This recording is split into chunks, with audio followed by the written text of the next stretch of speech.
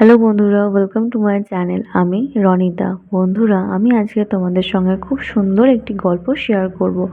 তো তোমাদের প্রত্যেকের কাছে আমি রিকোয়েস্ট করব যে প্লিজ তোমরা ভিডিওটা পুরোটা শোনো, তাহলে তোমাদের আশা করি ভালোই লাগবে। তো চলো দেরি না করে ভিডিও শুরু করে ফেলি। একবার এক ছেলে তার গ্রীষ্মের ছুটি তার দাদুর বাড়িতে তাকে দেখা করতে এসেছিল। সে বাইরে পড়াশোনা করতো, তো ছুটি কাটানোর জন্য তার দাদুর কাছে আসে। আর সে তার দাদুর সাথে খেলা করতে খুবই ভালোবাসতো, কারণ তার দাদু খুবই একজন ভালো মানুষ ছিলেন। আর সে যেহেতু বাইরে থাকতো, তো তার দাদুও বাড়িতে একা একা থাকতো। যখন তার নাতি আসতো, তো সেও খুব ভালোবাসতো আর কি তার সঙ্গে খেলা করতে, তার সঙ্গে সময় কাটাতে। তো সে যখন আসে, একদিন সে তার দাদুকে বলে যে যখন আমি বড় হব, আমি একজন খুব বড় মাপের মানুষ হব, একজন সফল ব্যক্তি হব, যাতে আমি প্রত্যেকের সহযোগিতা করতে পারি, প্রত্যেককে হেল্প করতে পারি, সকলের পাশে দাঁড়াতে পারি। তো সেই বাচ্চা ছেলেটি তাকে বলে, তার দাদুকে এটাই বলে যে আমি সফল হতে চাই, আমি নিজের লক্ষ্য পূরণ করতে চাই, আমি অনেক বড় মানুষ হতে চাই। তো এগুলো করতে গেলে কিছু রুলস থাকে, সেইভাবে সেই পথ অনুযায়ী চলতে হয়, তাহলে চলার পথটা আরও বেশি সহজ হয়, আরও বেশি মসৃণ হয়। তো তুমি আমাকে এরকম কিছু বলতে পারবে, কোনো টিপস দিতে পারবে যে সেইভাবে আমি চললে পরে যাতে আমার খুব সহজ হয় আমার পক্ষে? তো সেই দাদু তাকে বলে যে ঠিক আছে, আমি তোমাকে বলছি। তো তখন তার দাদু তাকে বলে যে ঠিক আছে, আমি তোমাকে বলছি যে কি করলে খুব সহজে তোমার কাজ, মানে তুমি আরও বড় ভালো একজন মানুষ হয়ে উঠতে পারো। তো সেই দাদু আর কি, তার দাদু তার নাতিকে বলে যে ঠিক আছে, তুমি তাড়াতাড়ি করে ফ্রেশ হয়ে রেডি হয়ে নাও, আমরা এক জায়গায় ঘুরতে যাব।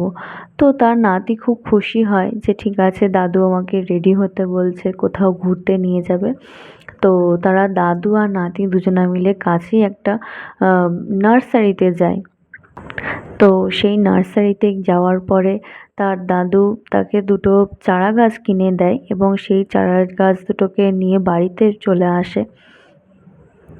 তো সেই চারা গাছ দুটোকে বাড়িতে নিয়ে আসার পরে তারা, মানে সেই দাদু তার নাতিকে বলে যে তুমি এই একটা চারা গাছ তোমার ঘরের মধ্যে একটা সুন্দর একটা টবের মধ্যে লাগাবে, আর আরেকটা চারা গাছ ঠিক বাড়ির বাইরে লাগাবে।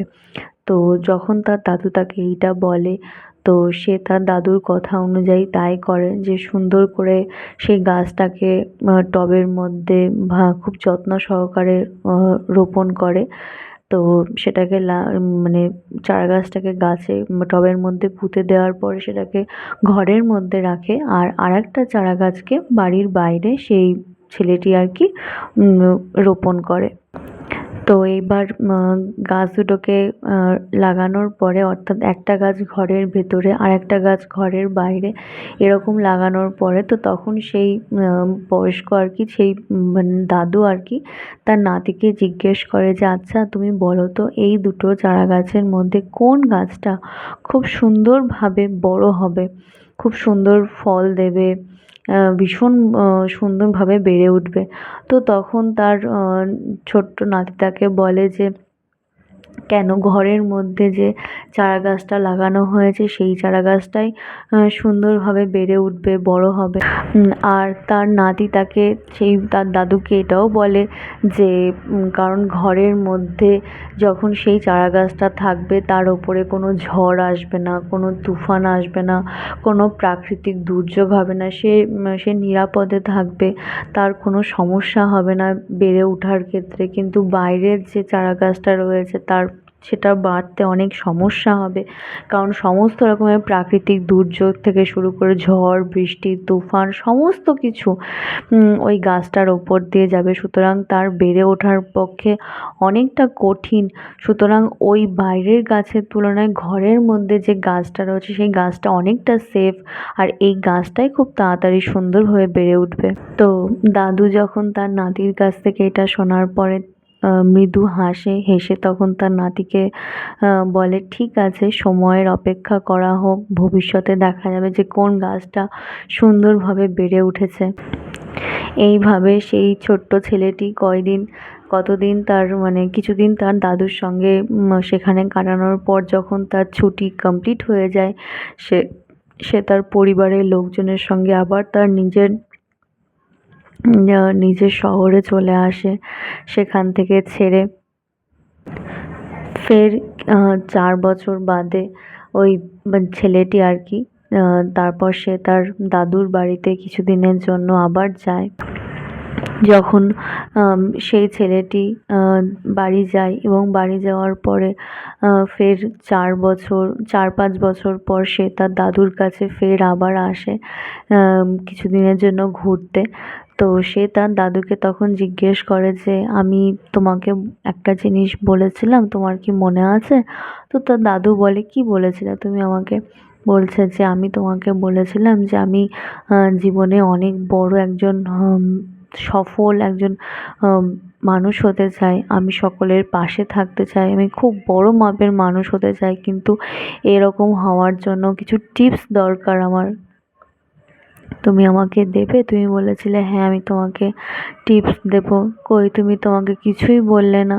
আমি আসলাম তোমার এখানে, তুমি কতদিন আমার সঙ্গে সময় কাটালে, আমাকে ঘোরাতে নিয়ে গেলে, তারপর আমাকে নার্সারিতে নিয়ে গেলে, দুটো গাছ কিনে দিলে, এইভাবেই তোমার সময় চলে গেল। আমি তো আবার বাড়ি চলে গেলাম। দেখো দেখতে দেখতে ৪-৫ বছর পার হয়ে গেল, ফের আমি এসছি, তুমি এখনো আমাকে কিছু বলছে না। তো সেই তার দাদু আর কি তাকে তখন জিজ্ঞেস করে যে, তোমার কি মনে আছে তোমাকে সেই দুটো গাছ আমি দিয়েছিলাম আর বলেছিলাম যে একটা গাছ ঘরে টবের মধ্যে লাগাতে আর একটা গাছ বাইরে লাগাতে, আর আমি তোমাকে জিজ্ঞেসও করেছিলাম যে এই দুটো গাছের মধ্যে কোন গাছটা খুব সুন্দরভাবে বেড়ে উঠবে। তুমি বলেছিলে যে ঘরের ভেতরের গাছটা খুব সুন্দরভাবে বেড়ে উঠবে, কারণ এতে প্রাকৃতিক দুর্যোগ, ঝোড়ো হাওয়া, বাতাস, তারপর তীব্র সূর্যের আলো, সমস্ত রকমের মানে সমস্যাগুলোর থেকেও ও সেফলি থাকবে। কিন্তু বাইরের গাছটার বেড়ে ওঠা খুবই কঠিন, কারণ ওর ওপর দিয়ে সমস্ত রকমের ঝড় ঝঞ্ঝাট, মানে সূর্যের আলো থেকে শুরু করে সমস্ত কিছু ওর ওপর দিয়ে যাবে। ওর বেড়ে ওঠাটা একটু ডিফিকাল্ট আর কি। মনে আছে তোমার সেই কথা? তো তখন সেই নাতি তার দাদুকে বলে যে হ্যাঁ আমার মনে আছে। বলছে চলো আগে আমরা দুজনা গিয়ে দেখে আসি যে কোন গাছটা খুব সুন্দরভাবে বেড়ে উঠেছে। তো সেই তার দাদু আর কি সেই ছেলেটিকে যখন নিয়ে যায় ঘরে, তো নিয়ে গিয়ে দেখতে পায় যে যে ছোট্ট গাছটিকে ঘরের মধ্যে লাগানো হয়েছিল সেই গাছটি একই রকমই অবস্থাতেই রয়েছে, তার কোনো পরিবর্তন হয়নি। কিন্তু বাইরে যে গাছটি লাগানো হয়েছে সেই গাছটি ভীষণ বড় প্রকাণ্ড একটি গাছ হয়েছে, ফুলে ফলে পরিপূর্ণ হয়ে উঠেছে। ফুলে ফলে পরিপূর্ণ হয়ে উঠেছে, আর সেই গাছটির শাখা প্রশাখাও অনেক দূর বিস্তার লাভ করেছে, আর অনেক দূর ছড়িয়েও রয়েছে লতা পাতা দিয়ে। এমনকি এই গাছটি পথচারীদের ছায়া প্রদানও করছে। এখন দাদু সেই ছেলেটির দিকে তাকিয়ে তাকে জিজ্ঞেস করলেন যে এখন কোন গাছটি বেশি বড় হয়েছে, কোনটি বেশি সফল। তো সেই ছেলেটি উত্তর দিচ্ছেন যে যেটি আমরা বাইরে লাগিয়েছিলাম সেটি সব থেকে বড় হয়ে উঠেছে। কিন্তু সেই ছেলেটি তখন তার দাদুকে জিজ্ঞেস করছে যে এটা কিভাবে সম্ভব হয়, যে গাছটি তো অনেক বিপদের সম্মুখীন হয়েছে, তবুও এটা কিভাবে এত বড় হয়ে উঠেছে। তো দাদু তখন হেসে তাকে বলল যে হ্যাঁ, বাইরে থাকা গাছটি অনেক বেশি ঝুঁকি সম্পন্ন হয়েছে, অনেক সমস্যার মোকাবেলা করতে হয়েছে সেই গাছটিকে, কিন্তু সমস্যা মোকাবেলা করারও কিছু সুবিধা ছিল।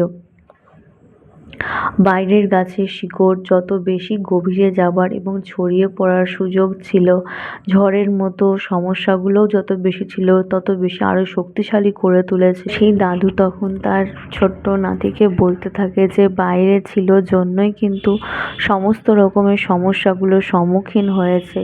আজকে সমস্যা ছিল বলেই কিন্তু সেই সমস্যাগুলোকে কাটিয়ে উঠে সেই গাছটি একটি প্রকাণ্ড গাছে পরিপূর্ণ হয়েছে।